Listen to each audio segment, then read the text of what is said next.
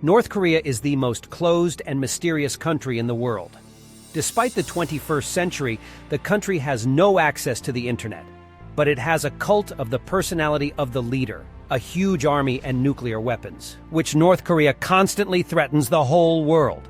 The people there live in constant fear of ending up in camps or starving to death. In this video, I will tell you 10 interesting facts about North Korea. We will begin with a short excursion into history, in order to understand where such a strange and unusual state as North Korea came from in the modern world, and how it happened that there is also South Korea, which is very different from its northern counterpart. Let us not delve too deeply into history, starting from the beginning of the 20th century, when the Japanese Empire, using military force, turned Korea into a colony. Before that, Korea had been an independent country. Then World War II took place, during which Japan was defeated, and as a result the Americans occupied the Korean peninsula, which until then had been under Japanese rule. The peninsula was divided into two spheres of influence. The north went to the Soviet Union, and the south to the United States. North Korea was named the Democratic People's Republic of Korea, or DPRK for short, and South Korea became the Republic of Korea. Dictators came to power in both countries. The northern communist Korea was led by a man named Kim Il-sung. He was born in 1912 in Japanese-occupied Korea, which made him sincerely hate the Japanese and vowed to kick them out of his homeland someday. In his youth, he became interested in the ideas of Lenin and Karl Marx. In his own words, he waged a secret struggle against the Japanese invaders, but was eventually forced to flee Korea to China. During World War II, Kim Il-sung moved to the USSR, to the Far East, where he fought together with the Russians against Japan, commanding a partisan detachment.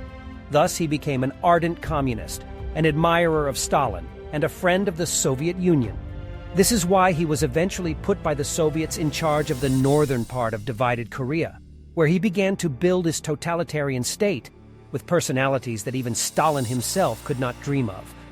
But more about that later. South Korea, on the other hand, was led by a man named Lee Seung-man, who was put in charge by the Americans. He, too, turned his South Korea into a dictatorship. Everyone knows that now South Korea is much more developed and wealthy than North Korea. But for the first 15 years, the development was on the side of North Korea, where industry and economy was developing, and the army was already then much more powerful than the army of South Korea.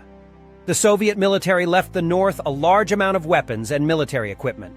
Taking advantage of this, the North Koreans crossed the border and attacked South Korea in 1950, fairly quickly capturing Seoul, the capital of the South, and then almost the entire peninsula, except for a small area in the South itself. But then the U.S., along with the United Nations, decided to intervene on behalf of South Korea by sending their troops there. Now they captured almost the whole peninsula, including the North Korean capital, Pyongyang. But then the Chinese entered the war and pushed the Americans and South Koreans back south. Eventually, the two Koreas were decided to separate along the front lines. The Korean War effectively ended, and the two Koreas began to develop in parallel with each other. North Korea has followed the communist path, while South Korea has followed the capitalist path. North Korea has become the most totalitarian and closed state in the world without internet access, freedom, or human rights, while South Korea has become an ultra-modern and wealthy developed country. As soon as Kim Il-sung came to power in North Korea, he began to do what all communist dictators before him had done, to create a cult of personality around himself, to do everything to make the people of the country consider him to be a real living god. Huge statues of the still-living Kim Il-sung were erected everywhere in North Korea. Posters with his portrait hung on every building and in every industrial or residential area in the country.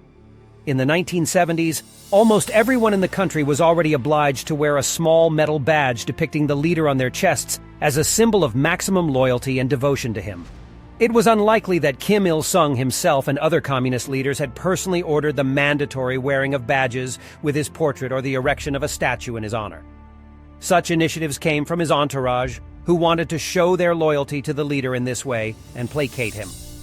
Kim Il-sung marked such officials for himself and promoted them, from which the same officials further and further developed the personality cult of Kim Il-sung.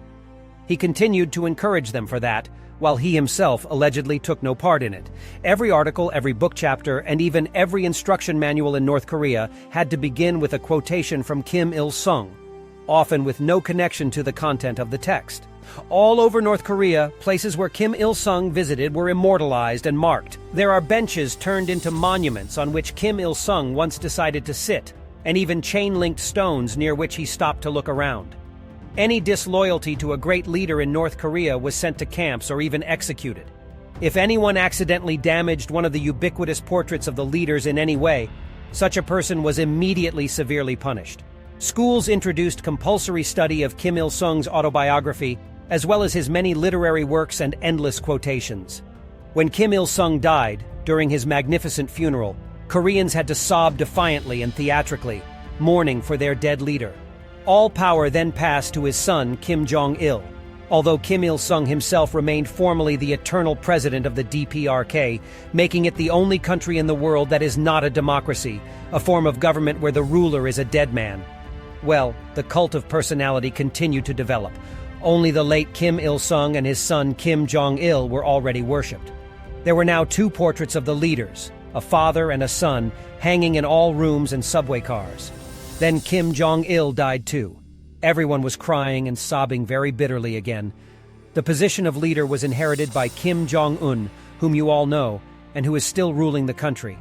Won't rule for a very long time yet, because this is still a very young guy. Now there are as many as 3 deities in the North Korean boarding house, all 3 leaders, 2 of whom are dead, all of whom are revered by the people of the DPRK. North Korea owed its emergence, development, and existence in general to the Soviet Union. Until the collapse of the Soviet Union, it received great military, economic, and food aid from it. But when the Soviet Union collapsed, it came as a great surprise to North Korea.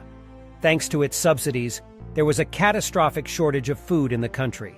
In addition, in the early 1990s, DPRK first had incredibly heavy rains, and then there was a terrible drought, which destroyed most of the crops. A massive famine broke out in the country, killing about 2 million people in a few years. This is a rough estimate by international organizations, since the North Korean government itself stated that only 10,000 people died of starvation. A propaganda campaign then began, urging Koreans to eat 2 meals a day instead of 3. It was argued that that was how many meals was optimal for human health. Food cards were introduced in the country, which no one was able to buy back over time. Even cases of cannibalism were then recorded in the country. North Korean propaganda explained to its citizens that the food shortage was all the work of the Americans, who had imposed economic sanctions on the DPRK. And here's the interesting thing. Who, besides China, was sending food aid to North Korea? North Korea's worst enemies are the United States, Japan, and South Korea. It was thanks to their food deliveries that the North Koreans were able to overcome mass starvation in the country. The enemies of the DPRK sent ships and trucks there, not only food, but also fuel and other goods. Moreover, this humanitarian aid was not evenly distributed among all North Koreans. Most of the food went to supply the army, since it was more important for the regime to have healthy and full-bodied soldiers than anything else. They fed the peasants and workers. The mass starvation left a great imprint on the entire North Korean society. According to statistics, young North Koreans are on average 4 or 5 centimeters shorter than people of the same age from South Korea. This is because their childhood fell during this famine. They didn't get enough to eat and couldn't develop harmoniously because of it. The topic of starvation is forbidden for discussion in the DPRK. However, the credit for overcoming the famine is attributed not to international humanitarian aid, but to the Korean Communist Party and Comrade Kim Jong-il personally. Thanks to his wise leadership, according to propaganda, it was possible to cope with this misfortune. North Korea is a communist country. Originally, its ideology was based on the ideas of Marx, Lenin, and Stalin. But then Kim Il-sung wanted to demonstrate that the DPRK was a special country with its own unique ideology. So he created a doctrine called Juche. Like Soviet ideology, it proclaims the need to fight capitalism, devotion to the Communist Party, and personal sacrifice. Everything here is classic, but the peculiarity of the Juche ideology is that its most important goal is complete autonomy and independence of the country from the outside world. According to this idea, North Korea must rely on its own resources for absolutely everything. from shoemaking and rice growing to military development. Thus, the ideology of Juche justifies North Korea's complete isolation from the rest of the world. Allegedly, this is not because of international sanctions and Kim's tyranny, but because it is simply the surest and most reliable way of developing the country. This ideology also preaches that the country should be turned into an impregnable fortress, and most of the resources should be spent on the maintenance and training of the army. That is why North Korea has such a huge army. It is the most militarized country in the world. North Korea even has its own chronology, the Juche beginning, which is 1912, the year Kim Il-sung was born. According to this calendar, North Korea is now the year 111. One might think that the ideas of Juche are studied only in North Korea, but that is not entirely true. In many countries around the world, there are circles and societies that study the ideas of Juche. There is even a small gay party in France, but it has very few members. In Russia, there is the Russian Society for the Study of the Ideas of Juche. There is also an organization called the Juche Peace Institute of Kim Jong-il, which is made up of Russians who are interested in this.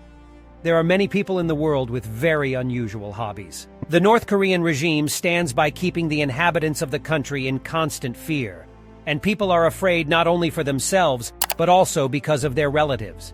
In North Korea, there is a widespread practice of punishing not only the offender, but all of his family members, up to great-grandparents and grandchildren, for a certain crime. The harshest punishments are reserved for those who disagree with the party line, who oppose or criticize the regime.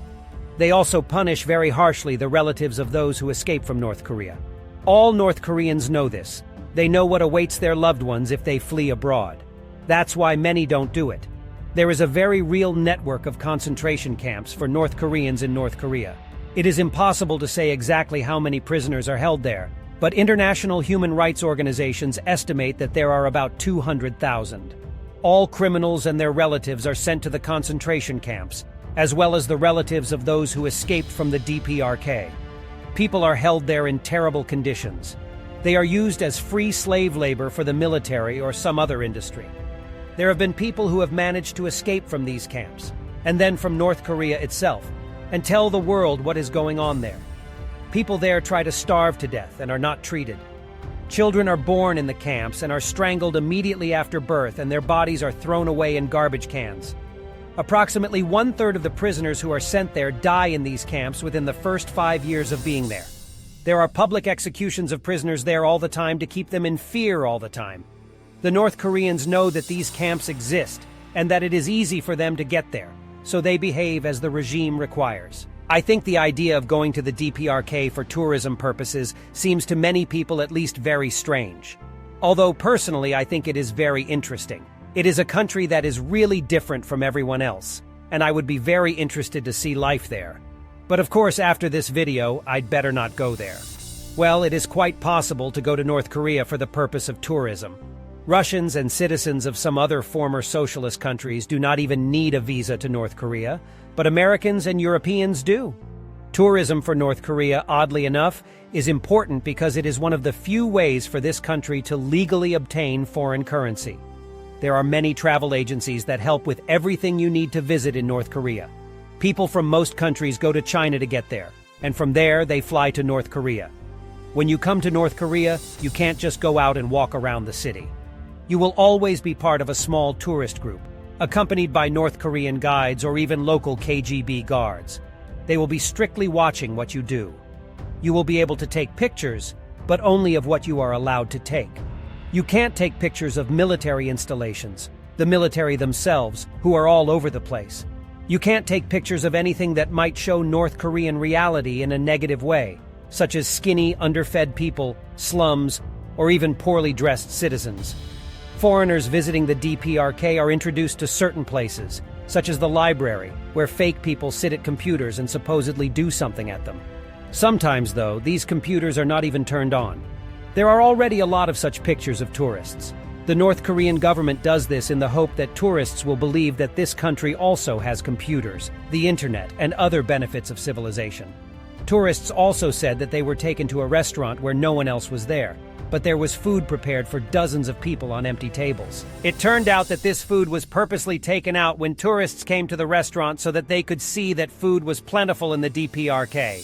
And then this food is put away in the refrigerator until the next tourist arrives. If you take pictures of something wrong, your guide will definitely order you to delete those pictures or videos. Tourists are also prohibited from taking pictures while traveling between towns so that they can't take pictures of something bad, such as squalid huts or lack of roads. Despite all this, tens of thousands of tourists from different countries come to DPRK every year, mostly from China. But there are also many people from the West. Many travel bloggers have made videos about their travels to North Korea. They have all shown the country in a bad light, talking about the horrible things that happen there. It is unlikely that any of them would risk going back to the DPRK again as a tourist after their video was released. It would be very risky. North Korea is simply burdened by international sanctions. It only lacks the ability to buy modern equipment from the West, Western investment, and cannot trade with most countries. Therefore, the economy of this country is in a terrible state. At the same time, the DPRK deftly manipulates the fact that it has nuclear weapons. As soon as there is a food shortage in the DPRK, they immediately begin conducting various tests of missiles or even nuclear weapons. This is all very frightening to the international community. So they invite the DPRK to the negotiating table and ask them to stop doing all these things. The DPRK agrees to this each time, but only temporarily, and only on the condition that it and various other countries provide the DPRK with economic assistance, mostly in the form of food. Those cheerfully do so, just to placate North Korea. That's how they live.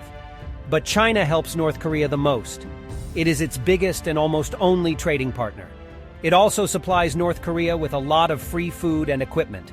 But China does this not out of love for Juche or Kim Jong-un, but simply because the Chinese authorities understand that in the event of another mass starvation or, for example, a military coup in North Korea, millions of uneducated and socially unadapted refugees will flee to China. They don't want that. In addition, China does not want the entire Korean peninsula to be occupied by pro-American forces, as in the case of South Korea. Therefore, China willingly helps North Korea simply so that it can continue to exist and the region can continue to be stable. But the DPRK's economy does not only live off international aid. Various types of criminal business flourish in this country at the state level. For example, the DPRK produces a variety of synthetic drugs, which are then sold to various countries through China. Also, North Korea is the world's largest manufacturer of counterfeit US dollars, and their quality is so high that they can be distinguished from the real ones only by special equipment installed in ATMs. Their appearance is virtually indistinguishable from the real ones. These dollars are used to buy a variety of necessities in Western countries. But perhaps the most stable and profitable way of earning foreign currency for the state is, in fact, slavery. We are talking about the fact that hundreds of thousands of North Korean workers are sent by the state itself to work in other countries. These are mostly Russia, other post-Soviet countries, also China, sometimes even Europe. These workers are always men who have families with children in North Korea. Only such people are allowed to leave, because having a family minimizes the risk that they will run away and not return to their home country. They know that if they do, their whole family will go to the camps. These workers work abroad almost without weekends. They mostly work on construction sites under the supervision of their foremen, who are North Korean KGB agents. 90% of the wages they receive go to the North Korean treasury. Thus, the country's budget gets more than $1 billion every year. These workers do not talk to journalists and are not allowed to leave the construction site. They perceive such labor as a way to serve their country and earn money. There are very few cases of escape from such labor slavery abroad, but it does happen. As you know, there is no general access to the internet in North Korea. Only special people are able to use the internet, and one would assume that because of this, there are no hackers or computer-savvy people in general in North Korea. But that is not entirely true. North Korea has special cyber squads that engage in various types of cyber attacks, such as Devi Blue. They also make money online for the North Korean regime, both legally and illegally. Thanks to numerous North Korean scribes, the DPRK government actively seeks out young people with a technical mindset among its population, and then trains them in programming and other IT skills. Mostly they are sent to neighboring China, where they undergo very intensive training. Within a few years, they become really high-class professionals. After training, these North Korean programmers while in China sit on international sites for freelancers, where they take various orders for the development of software from clients around the world. They are always closely monitored by representatives of the DPRK security services to ensure that they do not do anything illegal. Thus, these programmers earn an average of $100,000 a year per person, all of which they give to the North Korean budget. Some of them end up escaping to China, but most of these programmers in the DPRK have families who would be in trouble if they escaped, and so they keep working. But the interesting thing is that there are some very cool hackers in the service of North Korea. They are usually people who work as thieves, but instead of a machine gun, they learn to fight with their minds and computers. North Korean hackers are very ideologically motivated and organized. The CIA estimates that DPRK hackers steal about $100 million worth of money from accounts, personal data, and cryptocurrency every year. These hackers were also involved in two major hacking attacks. The first was an attack on Sony's computer systems and servers in 2014. Here's the thing. This company made a comedy film called The Interview, the plot of which was that two American journalists go on a business trip to the DPRK to kill Kim Jong-un there. Hackers from the DPRK hacked into that company's server, stole a bunch of data, published several unreleased movies on the internet, and even broke the PlayStation servers, which caused them to be down for a long time. And in 2017, the computers of thousands of organizations around the world were infected with a special malware called WannaCry. This virus, once on the computer, encrypted all files on it and demanded a ransom, which had to be sent in the form of bitcoins to a certain wallet. Every 2 days, the ransom demanded was doubled. The virus prevented many organizations around the world from operating, including hospitals. Many eventually agreed to pay the ransom. US and British intelligence agencies found evidence that the creators of this virus were DPRK hackers who made a lot of money for their country. The border between South and North Korea is a special zone 4 kilometers wide and more than 240 kilometers long called the Demilitarized Zone. This border is very well fortified by the North Koreans so that their own compatriots cannot cross it into South Korea and avoid military clashes between the two countries. There have been no military clashes there for a very long time, but there are regular clashes of a different kind, ideological.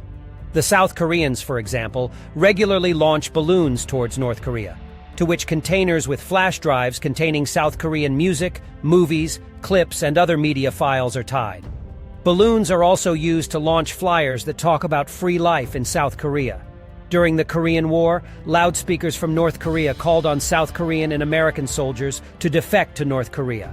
As a reward, they were promised that they would live like kings.